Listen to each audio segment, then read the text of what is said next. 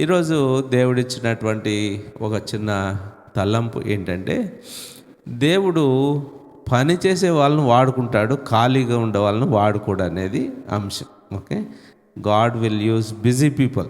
వాళ్ళు బిజీగా ఉన్నారులే అని వాళ్ళని వదిలేయడు దేవుడు, కానీ బిజీగా ఉన్న వాళ్ళకే పని ఎక్కువ చెప్తారట, ఖాళీగా ఉన్న వాళ్ళకి ఖాళీగానే ఉంటారు. సో అందుకనే చాలా పర్యాయాలు చర్చిలో పని ఉందంటే చేసిన వాళ్ళే చేస్తారు, చేయని వాళ్ళు చేయరు. ఎందుకంటే దేవుడు వాళ్ళకి ఆ పని ఇవ్వట్లేదు. So busy people, busy man called by God. మీరు కొంచెంసేపు నేను ఆలోచిస్తున్నాను, ఎవరు ఎక్కువ పని చేస్తే వాళ్ళకి ఎక్కువ పని దేవుడు ఇస్తూనే ఉంటాడనమాట. ఎందుకంటే వాళ్ళ కెపాసిటీ, వాళ్ళ హోదా దేవుడు పెంచుతున్నాడు. నేను 4 వచనాలు అక్కడిక్కడ చదివి తర్వాత కొంతమందిని బిజీగా ఉన్న వాళ్ళని దేవుడు ఎలాగా పిలిచాడో మీ గమనాన్ని తీసుకుని వస్తాను. అఫ్కోర్స్ ప్రతి ఒక్కరు బిజీగా ఉంటారు, నిద్రపోయే వాళ్ళు కూడా బిజీయే, పని లేకుండా తిరిగే వాళ్ళు కూడా బిజీయే, లేదా సోషల్ మీడియాలో చూసే వాళ్ళు కూడా బిజీయే. ఎవరు మేము ఖాళీగా ఉన్నామని ఎవరు ఒప్పుకుంటారా? ఎవరు ఒప్పుకోరు. కానీ మన పనిలో, మన తలాంతులో, మన వృత్తిలో, లేదా మన దేవుని పనిలో బిజీగా ఉన్నప్పుడు దేవుడు ఎలాగా మనల్ని ఆయన వాడుకుంటాడు అన్నది, బిజీగా ఉన్న మనుషులను దేవుడు ఎలా పిలుస్తాడు. దానికంటే ముందు కొన్ని బైబిల్ వచ్చిన దశలోనిలకు రాసిన 2వ పత్రిక 3వ అధ్యాయం 10 నుంచి 13 వచనాలు చదువుదాం. Okay, will all read it together. Okay, ఇవన్నీ అందరం చదువుదాం. మరియు మేము మీ వద్ద ఉన్నప్పుడు, అందరూ చదువుతాం. మరియు మేము మీ వద్ద ఉన్నప్పుడు ఎవడైనను పని చేయనొల్లని ఎడల వాడు భోజనం చేయకూడదని మీకు ఆజ్ఞాపించితిమి కదా. మీలో కొందరు ఏ పనియూ చేయక పరుల జోలికి పోవచ్చు అక్రమముగా నడుచుకుంటున్నారని వినుచున్నాను. అట్టి వారు నెమ్మదిగా పనిచేయచ్చు, సొంతముగా సంపాదించుకుని ఆహారం భుజించవలెనని మన ప్రభు అయిన యేసుక్రీస్తు పేరిట వారిని ఆజ్ఞాపూర్వకముగా హెచ్చరించున్నాను. సహోదరులారా, మీరైతే మేలు చేయట్లో విసుకవద్దు. 2వ వచనం, మత్తయి సువార్త 25:21. అతని యజమానుడు, బలా నమ్మకమైన మంచి దాసుడా, నీవి కొంచెములో నమ్మకంగా ఉంటివి, నిన్ను అనేకమైన వాటి మీద నియమించెదను, నీ యజమానుని సంతోషములో పాలు పొందమని అతనితో చెప్పెను.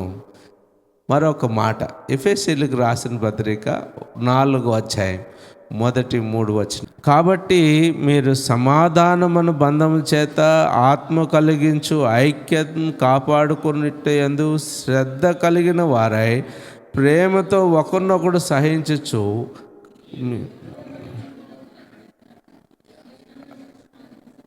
వినయంతోనూ నడుచుకుని వలనని ప్రభువును బట్టి ఖైదీనైన నేను మిమ్మల్ని బ్రతిలాడుకొనుచున్నాను. ఆమేన్. ఇంకొక మాట, కొలసీలకు రాసిన పత్రిక 3వ అధ్యాయం 23-24. ప్రభువు వలన స్వాస్థ్యమును ఫలితముగా పొందుదుమని ఎరుగుదుము గనుక మీరేమి చేసినను అది మనుషుల నిమిత్తము కాక ప్రభువు నిమిత్తం మనస్ఫూర్తిగా చేయడి. మీరు ప్రభు అయిన క్రీస్తునకు దాసులై ఉన్నారు. ఇంకొక మాట చివరి, 2 కొరింథీయులకు రాసిన 2వ పత్రిక 5వ అధ్యాయం 10వ వచనం. ఎందుకనగా తాను జరిగించిన క్రియల చొప్పున అవి మంచివైనను సరే చెడ్డవైనను సరే దేహముతో జరిగించిన వాటి ఫలమును ప్రతివాడును పొందినట్లు మనమందరము క్రీస్తు న్యాయం ఎదుట ప్రత్యక్షము కావలను. దేవుడి మాటలు మన వెన్నికిల్లో దీవించునుగాక. ఆమేన్. మంచిది, నేను అక్కడక్కడ చదివాను ఊరికి నా ఈ సబ్జెక్ట్ బలపరచడం, సపోర్ట్ కోసం. కానీ దేవుని పని ప్రతి ఒక్కరూ కూడా ఏదో ఒకటి చేయాలి. మన సొంత పనులు చేసుకోవాలి, దేవుని పని కూడా చేసుకోవాలి. సో దేవుడు పని చేసే వాళ్ళకే పని ఇస్తాడు అన్నది message. Busy people are called. Okay, ఇంకా పని ఎక్కువ ఇవ్వటానికి వాళ్ళని పిలిచాడంట దేవుడు, ఖాళీగా ఉన్న వాళ్ళు కాదు. కొంతమంది చెప్తారు మార్తా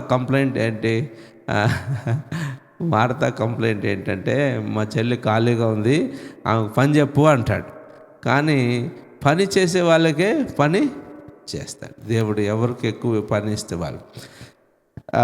జాగ్రత్తగా బైబిల్ మీరు పరిశీలిస్తే ఈ సూత్రం బాగా మాకు అర్థమవుతుంది. దేవుడు ఖాళీగా ఉన్నవారిని కాదు, బిజీగా ఉన్నవారితోనే ఆయన పని చేపించుకుంటాడు అని.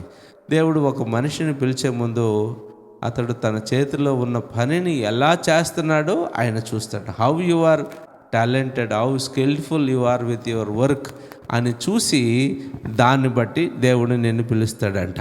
ఓకే, నేను ఒక 10 మందిని గురించి చెప్తాను. నేను ఎక్కువ డీటెయిల్స్ వివరించడం లేదు, ఐ ఫినిష్ అంట. 10 మంది పని చేసుకుంటున్న వాళ్ళు పిలిచాడు, ఇంక చాలామంది ఉన్నారులే. అలాగే 8 మంది పని చేయకుండా ఖాళీగా ఉన్న వాళ్ళని దేవుడు తృణీకరించాడు.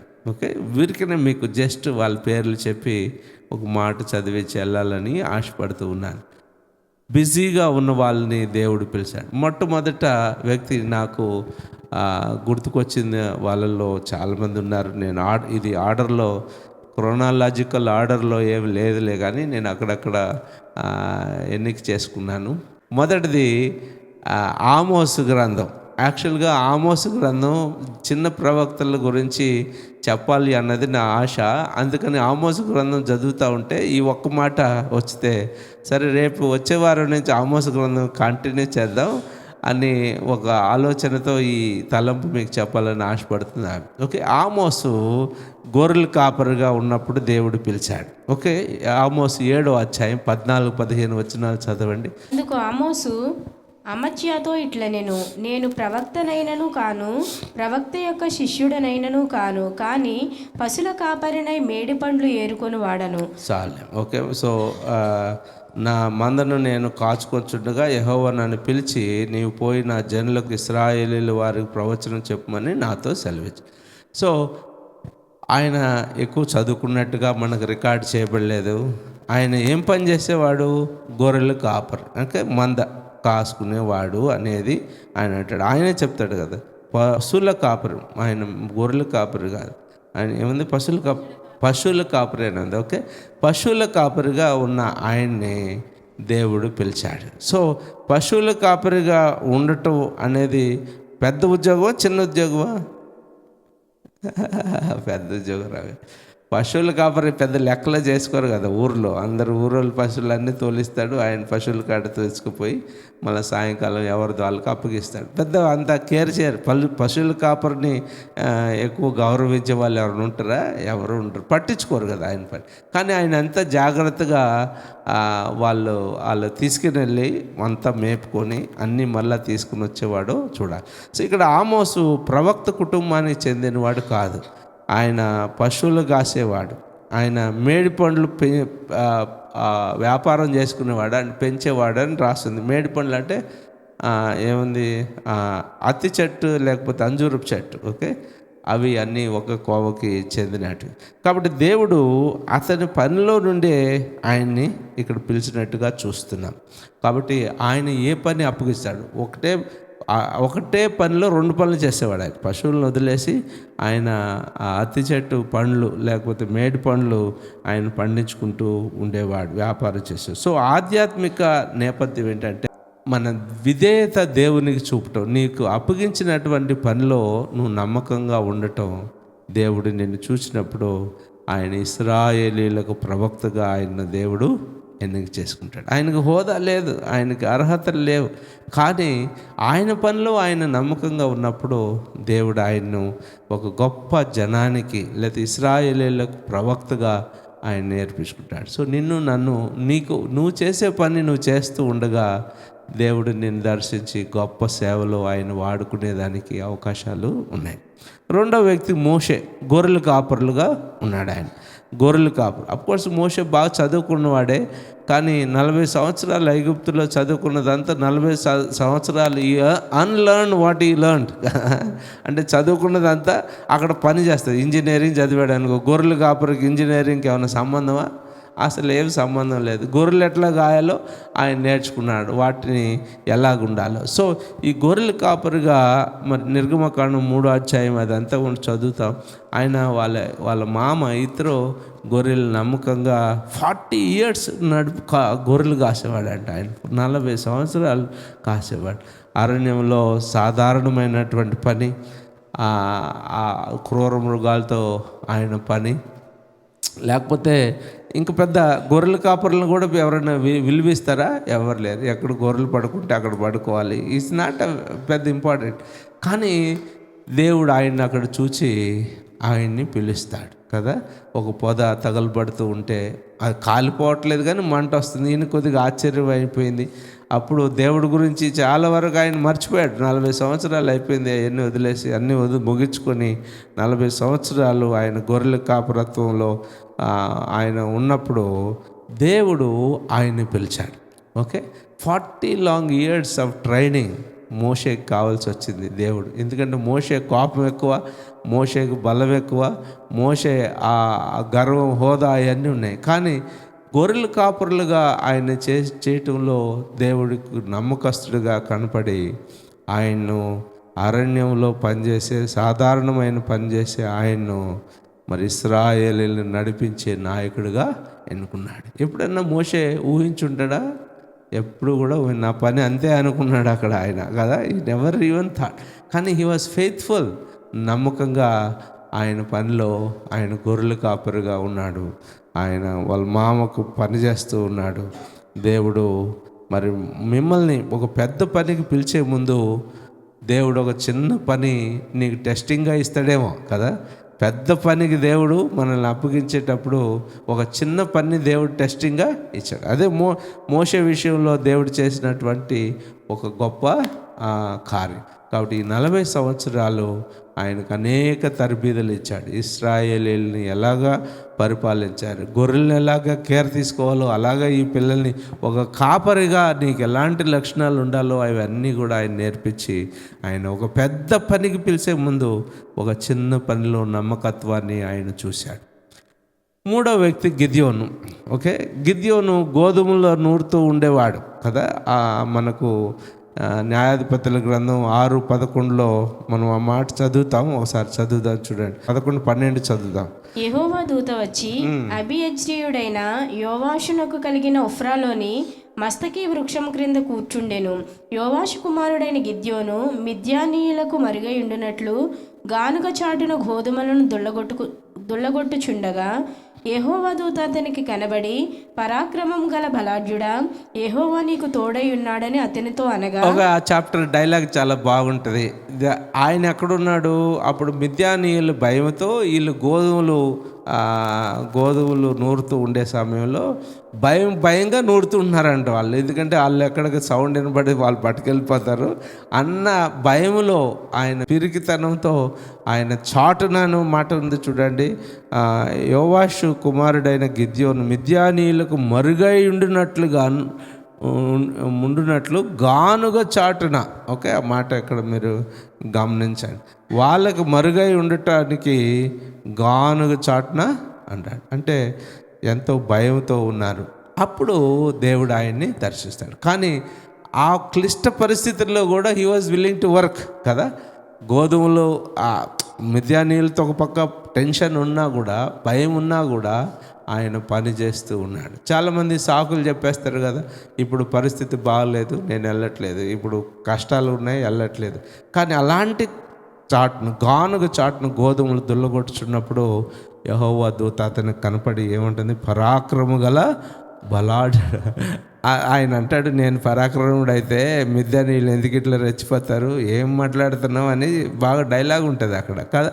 కానీ దేవుడికి ఏం చూశాడు అని అంటే, ఆ పరిస్థితుల్లో కూడా ధైర్యంగా ఆయన పనిచేయటం చూశాడు. దేవుడు మన భయాన్ని కాదు అక్కడ చూసేది, మనలో ఉన్న సామర్థ్యాన్ని ఆయన చూస్తున్నాడు. కాబట్టి మనందరికి భయం ఉన్నాయి, కానీ మన భయం కాదు, మన సామర్థ్యాన్ని ఆయన చూస్తున్నాడు. సో పనిచేసే వారిని దేవుడు పిలుస్తాడు కదా. భయంలో కూడా, మిడ్స్ ఆఫ్ ఆల్ అన్సర్టనిటీస్, ఎప్పుడు మిద్యానీయులు వస్తారో గొడవ చేస్తారో తెలియదు, అలాంటి పరిస్థితుల్లో కూడా ఆయన పని చేస్తూ ఉన్నప్పుడు దేవుడికి ఆయన ధైర్యాన్ని మెచ్చుకుని ఆయన పిలిచాడు. నాలుగోది సాముయేలు. ఓకే, సాముయేలు ఏలీకి సేవ చేస్తూ ఉన్నప్పుడు, ఏలీకి సేవ చేస్తూ ఉన్నాడు. చిన్నోడు సేవ చేస్తూ ఉన్నాడు. చిన్న వయసులోనే వాళ్ళ అమ్మ హన్నా దేవుని సేవకు సమర్పించింది. ఆ చిన్న వయసులోనే ఆయన పనిచేస్తూ ఉన్నాడు. మందిరం అంతా తుడుస్తూ అక్కడ పరిచర్య అలా పెద్ద పాస్టర్ గారు ఏలీకి ఏం కావాలో అది అందిస్తూ ఉన్నాడు.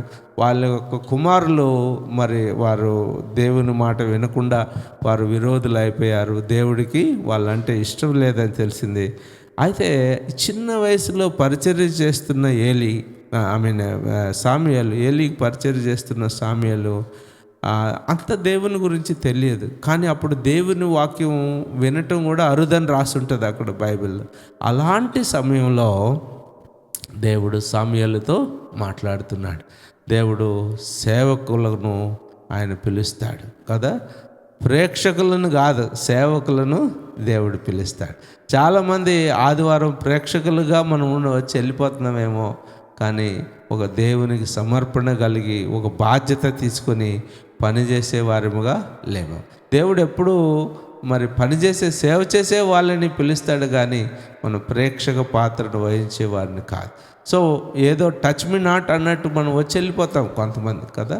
మన పనిలో, దేవుని పనిలో అసలు మనము పట్టించుకునే వారిముగా మనం ఉంటాం. 5వ వ్యక్తి ఎవరు అలాంటి వారు అంటే మరి సౌలు ఏం పని చేసేవాడు? దేవుడు పిలవక ముందు వాళ్ళ నాన్న గాడిదలు కాసేవాడు కదా, అవునా కదా? వాళ్ళ నాన్న గాడిదలు కాస్తుంటే తప్పిపోయినాయి. చూడండి ఒకసారి 9వ అధ్యాయంలో మాట కనబడుతుంది. 1 సామ్యూయలు గ్రంథం 3వ వచనం చదువు. సౌలు తండ్రి అయిన కీషు యొక్క గార్ధబములను తప్పిపోగా కీషు తన కుమారుడైన సౌలును పిలిచి, మన దాసుల్లో ఒకరిని తీసుకొని పోయి గార్ధబములను వెదకమని చెప్పాను. సో ఆయన పనేంటి? సౌలు పనేంటి? గాడిదలు తప్పిపోయినాయి, గాడిదలు ఎత్తుకొని రావాలి. అంటే ఈ సాధారణ కుటుంబం పని అది. గాడిదలు కాసే పని గొప్పింటి వాళ్ళ పని కాదు కదా, సాధారణమైనటువంటి పని. కానీ దేవుడు దానిని రాజ్యానికి ద్వారంగా మార్చాడు. ఆయన రాజ్యానికి రాజుగా ఆయన మార్చాడు. సో చిన్న పనిలో విధేయత ఉన్నప్పుడు గొప్ప పిలుపుకు ఆయన మార్గం సరళం చేస్తుంది. చిన్న పని, ఆయన నాన్నకు చెప్పిన పని. అక్కడ మీరు అది అసలు సామ్యూయల్ గారిని ఎట్లాగా కనెక్ట్ అవటానికి వచ్చాడో, దీర్ఘదర్శి ఊర్లో ఉన్నాడని తెలిసి మా గాడిదలు ఎక్కడున్నాయో కనుక్కోటానికి అడ్రస్ అడగటానికి వెళ్ళాడు ఆయన కదా. అలాగా మెల్లిమెల్లిగా ఆయన దేవుని యొక్క ఆత్మ ఆయనతో మరి రాజుగా అభిషేకించటం మనం చూస్తాం. సో సౌలు మరి గాడిదలు కాసే పనిలో కూడా నమ్మకంగా ఉన్నాడు. రాజు అవటానికి ముందు, ఇశ్రాయేలీయులకు మొదట రాజు అవటానికి ముందు ఆయన గాడిదలు కాసే పనిలో కూడా నమ్మకంగా ఉన్నాడు. సో మనం చిన్న పనిలో కూడా మరి విధేయత కలిగిన వారిగా ఉండాలి అన్నది అక్కడ పాయింట్. 6వది, దావీదు దేవుడు ఆయన్ను రాజుగా అభిషేకించడానికి ముందు ఆయన కూడా ఏం చేసేవాడు? గొర్రెలు కాసుకునేవాడు కదా, గొర్రెల కాపరిగా ఉన్నాడు. 1 సామ్యూయలు గ్రంథం 16వ అధ్యాయం అంతా కూడా ఆయన కథ మనం చూస్తుంది. ఎప్పుడైతే సామ్యూయలుకి రాజుగా అభిషేకించడానికి నువ్వు యెషయా ఇంటికి వెళ్ళమన్నాడో, అందరూ పెద్ద పెద్ద వాళ్ళు వచ్చారు ఆయన దగ్గరికి. దేవుడు వాళ్ళు ఎవరు కాదని చెప్పాడు. ఆ తర్వాత మరి ఇంకెవరైనా ఉన్నారా నీ కొడుకులు అంటే, అవును ఒకడు ఉన్నాడు చిన్నవాడు. అంటే వాళ్ళ కొడుకుల్లో కూడా లెక్కలో లేడు ఆయన కదా. ఆయన్ని అందరూ అయిపోయారు అన్నాడు. తర్వాత ఇంకెవరైనా ఉన్నాడంటే ఒకటి చిన్నవాడు ఉన్నాడు, అక్కడ గొర్రెలు కాసుకుంటాడంటే ఆయన పిలవనమ్మంటాడు. కాబట్టి సామ్యూయలు ఆయన వచ్చే వరకు అక్కడ ఆగుతాడు. సో ఇక్కడ సమస్య ఏంటంటే కుటుంబం కూడా ఆయన మర్చిపోయిందండి. కుటుంబం కూడా మర్చిపోయింది, దేవుడు మర్చిపోలేదు. కుటుంబం కూడా మర్చిపోయింది. ఆయనకు అప్పుడు చేయకూడదు. అసలు ఇమ్మీడియట్గా కొడుకుల లెక్కలో కూడా ఆయన లేడు కదా. కుటుంబం మర్చిపోయింది, కానీ దేవుడు ఆయన్ను మర్చిపోలేదు.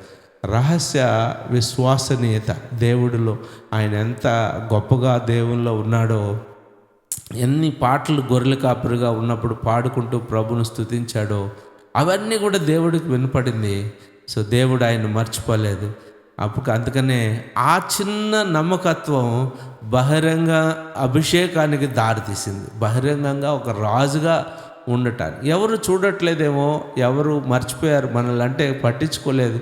ఇక్కడ పని చేసినా మన పేరు చెప్పలేదు, లేకపోతే మనం ఎంత సేవ చేసినా మన గురించి పట్టించుకోకుండా ఉన్న దేవుడు చూస్తున్నాడు. మనుషులు కాదు మనల్ని అభిషేకించేది లేకపోతే ఆశీర్వదించేది, దేవుడే. దావీదు విషయంలో అలాగే అందరూ మర్చిపోయారు, కానీ దేవుడు చూస్తూ ఉన్నాడు. ఆయన్ను బహిరంగంగా అభిషేకించి ఆ యొక్క రాజుగా ఆయన్ని తీర్చాడు. సో ఒక గొర్రెల కాపరిగా నమ్మకంగా ఉన్నాడు. అఫ్కోర్స్ సింహం వచ్చినప్పుడు, ఎలుగుబంటి వచ్చినప్పుడు కూడా ఆయన ధైర్యంగా వచ్చానని గొలియాతు ముందు చెప్తాడు కదా. గొలియాతు సౌలుకు చెప్తాడు. అంటే తనకు అప్పగించినటువంటి పనిలో నమ్మకంగా పనిచేస్తూ ఉన్నాడు. ఆయన దేవుడు గొప్ప ఆశీర్వాదానికి ఆయనకి ఇచ్చాడు. రాజుల రాజుగా ఆయన దేవుడు చేశాడు. ఒక చిన్న సాధారణమైన పని చేసుకునేవాడు, ఆ పనిలో నమ్మకంగా ఉన్నాడు. దేవుడు గొప్పగా ఆశీర్వదించాడు. ఆ 7వ వ్యక్తి ఎలీషా. ఎలీషా ఏం పని చేసేవాడు? ఆయన పిలవటానికి ముందు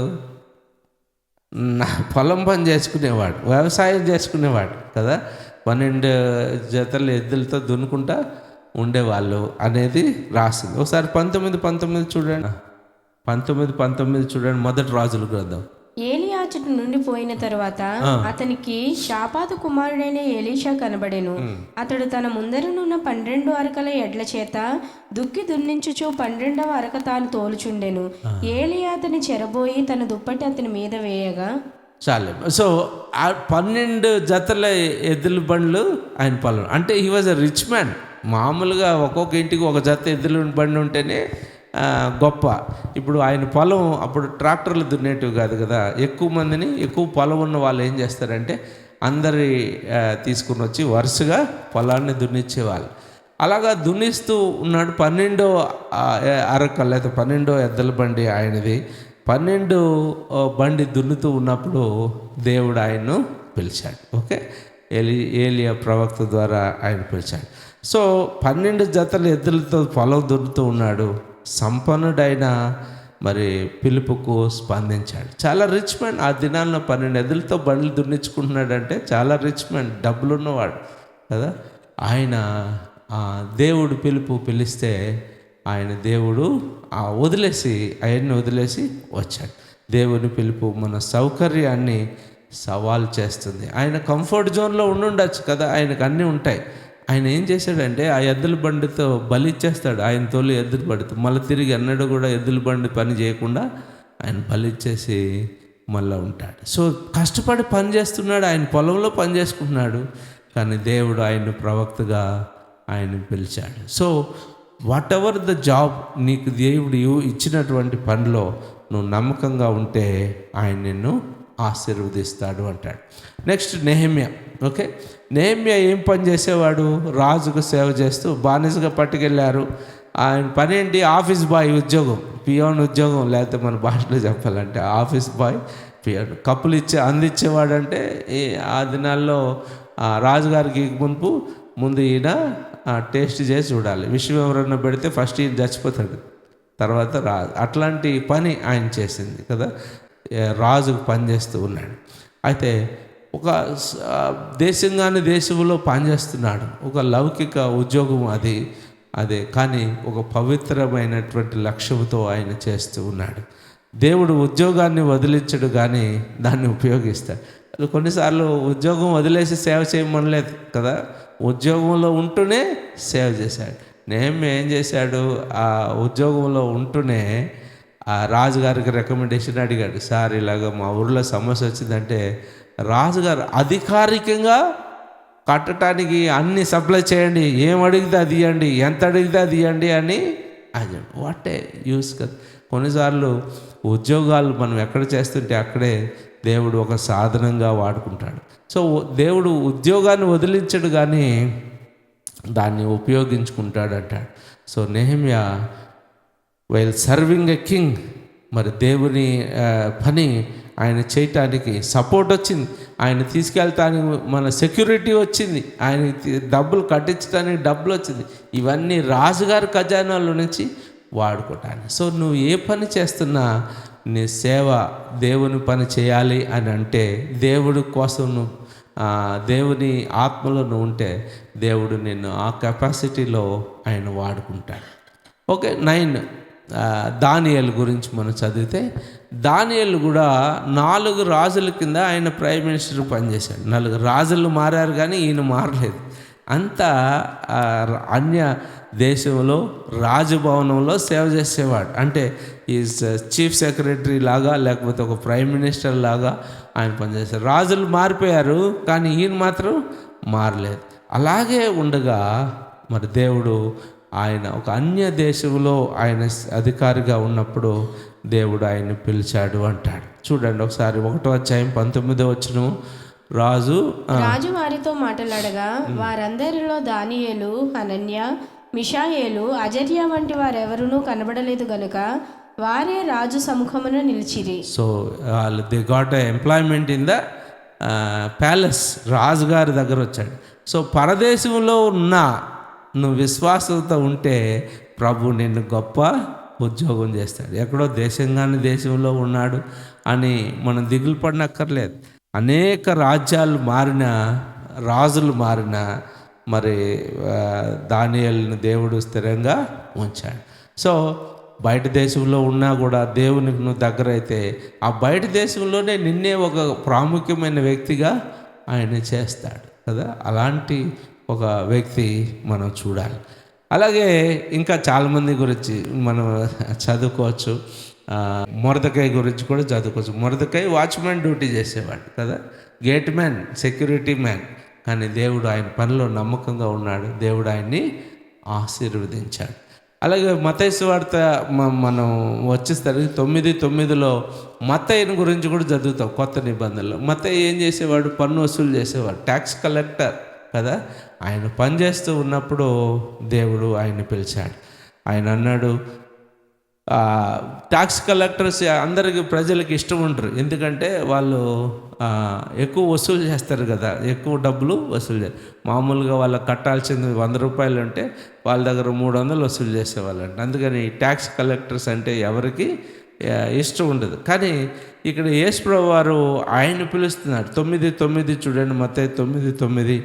యేసు అక్కడ నుండి వెళ్ళుచు సుంకపు మెట్టునద్ద కూర్చుని ఉన్న మత్తయి అని ఒక మనిషిని చూచి నన్ను వెంబడించుమని అతనితో చెప్పగా అతడు లేచి ఆయనను వెంబడించాను. సో దేవుడు తన గతాన్ని కాదు, ఆయన భవిష్యత్తును చూస్తున్నాడు. గతంలో ఎట్లాంటి మోసాలు చేశాడో అనేది ఆయన చూడట్లేదు. కానీ దేవుడు ఈయన ఎంత గొప్పగా ఉపయోగపడతాడు దేవుని సేవలో అనేది ఆయన అక్కడ చూస్తూ ఆయన పిలిచాడు.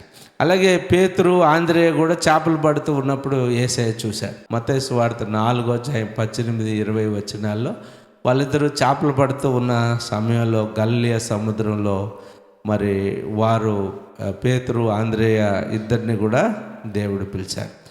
దేవుడు మన నైపుణ్యాన్ని మరి తీసివేయడు, కానీ వాటిని జాగ్రత్తగా ప్రయోజనాలకు ఉపయోగించుకోవటానికి చేస్తాడు. అన్నాడు, మీరు చేపలు పడుతున్నారు బాగానే, మిమ్మల్ని మనుషులు పట్టే జాలర్లుగా చేస్తారా అండి అన్నాడు కదా.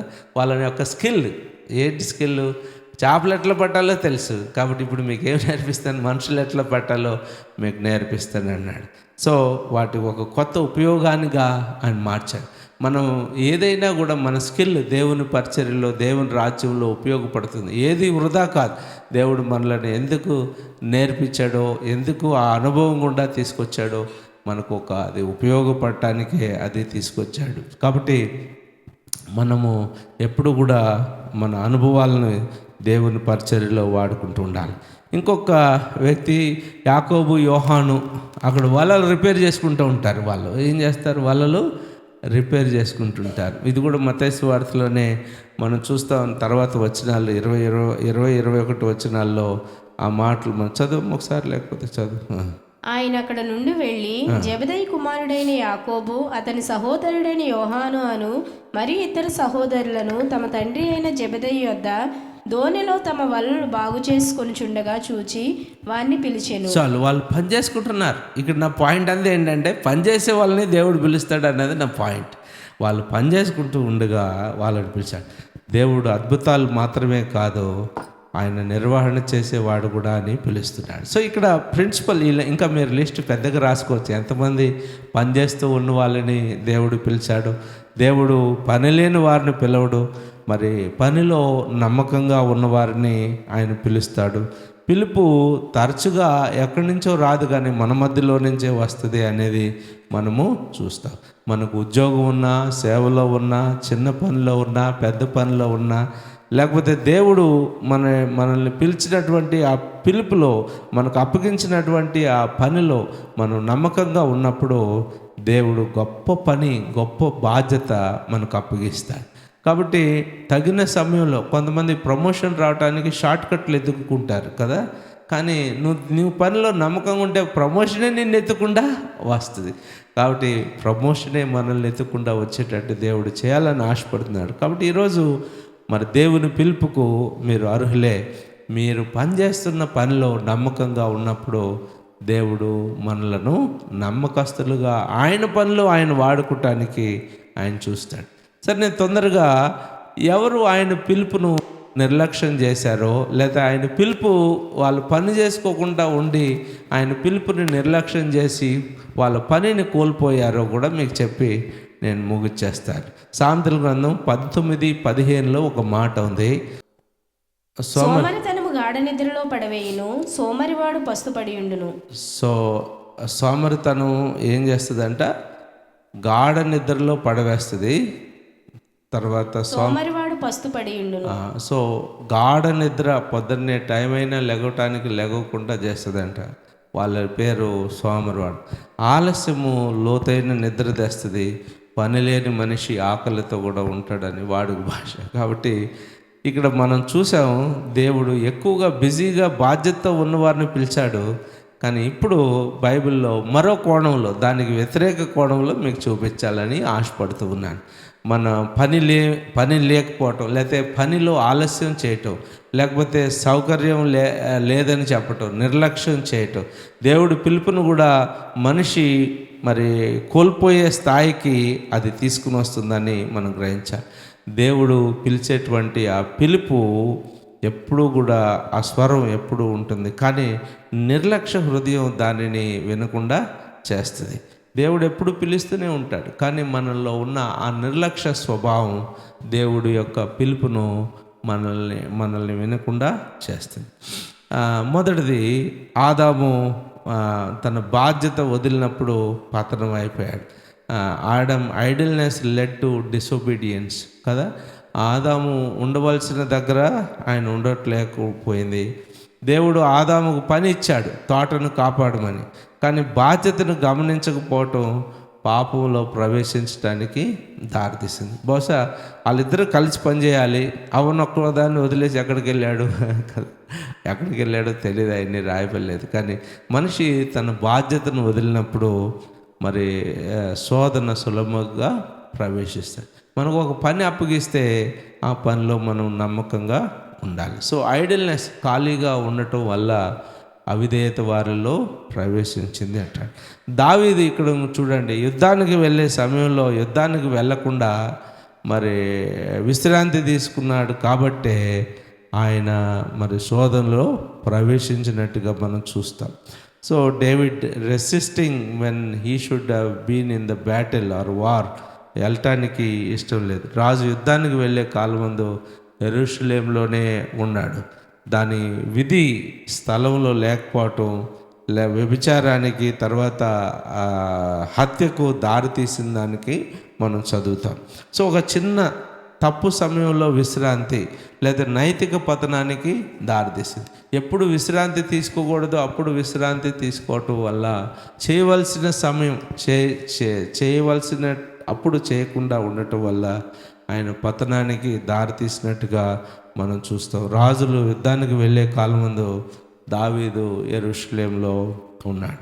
అలాగే మూడవది, పనికిరాని సేవకుడు మరి అప్పగించిన దాన్ని మరి దాచిపెట్టినట్టుగా మనం చూస్తాం. యేసయ్య ఉపమానం చెప్తాడు కదా, తలాంతుల ఉపమానం చెప్తాడు. ఆయన దేశాంతరం వెళ్ళేటప్పుడు ముగ్గురికి పిలిచి ఆయన ఇచ్చేశాడు. మత్తయి సువార్త 25:25 అధ్యాయం 24 నుంచి మనం చదువుతాం ఆ మాటలు.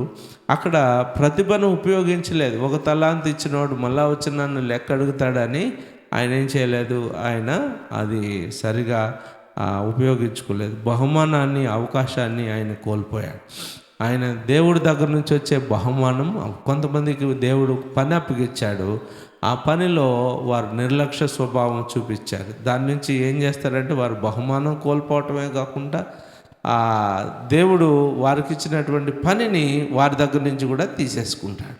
సో దేవుడు నిల్వ చేయటం కాదు కానీ ఫలించటాన్ని ఆశిస్తూ ఉన్నాడు. సో బహుమానాన్ని, అవకాశాన్ని ఆయన కోల్పోవటం అంటే ఆయన అన్నీ కూడా తీసుకుని వెళ్ళటమే.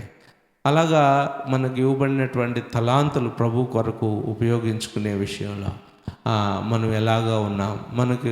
మేము తలాంతుల గురించి మీకు ఇంతకు మునుపు కొన్ని సిరీస్ వర్తమానాలు చెప్పాను. తలాంతులు దేవుడి కోసం మనం వాడుకో.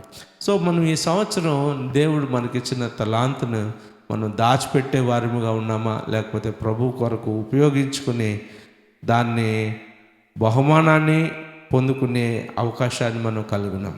4వ వ్యక్తి ఒక ధనికుడు, లేకపోతే డబ్బులున్న ఆయన తన కోసం పని ఏమి చేయకుండా ఆయన ఏమంటాడంటే కొట్లు బాగా ఎక్కువ కట్టుకొని నా ప్రాణమా తినుము తాగుము సుఖించుము అంటాడు. ఖాళీగా ఉన్నప్పుడు ఆయన చదువు ఆ మాట చదువుదాం. 12వ అధ్యాయం, లూకాసు వార్త 12వ అధ్యాయం 16 నుంచి కొన్ని మాటలు చదువమ్మా. మరియు ఆయన వారితో ఈ ఉపమానం చెప్పెను.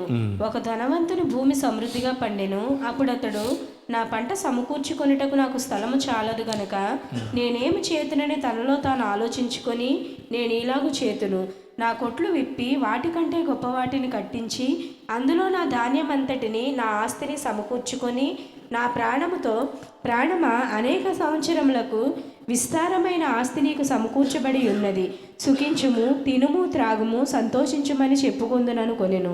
చాలే. సో డబ్బులున్న వాళ్ళు పని చేస్తారా, పని చేయరా? మామూలుగా డబ్బులు ఉన్నారనుకో, ధనికులు పని చేస్తారా, పని చేయరా?